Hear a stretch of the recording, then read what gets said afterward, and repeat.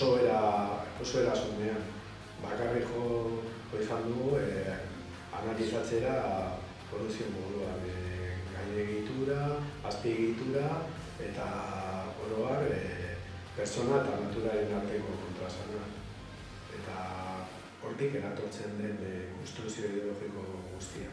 Hezkuntza sistemak ikusten dut aztertu behar dugula beti ere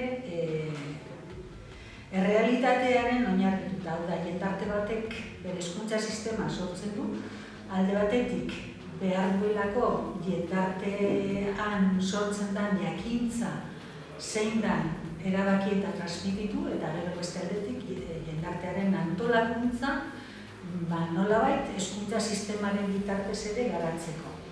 Nik uste dut hor hiru elementu daudela importante antolakuntza, jendarte antolakuntzarekin batera, eta bat da ideologia transmititzea, azken finean ideologiaren bidez legitimatu eta barneratu egiten ditugu jendarte horren balio nagusiak. Eta gero beste aldetik gure kasuan, nik uste dut kasu egin behar diogula bereziki euskalduntasunari, antragizonen arteko harremanei, eta gure euskal hezkuntza sistema zelan sortu, eratu eta garatu. Horrek ekartzen duelako eraberean jendartearen eraldaketa Euskal Herri aske bati begira.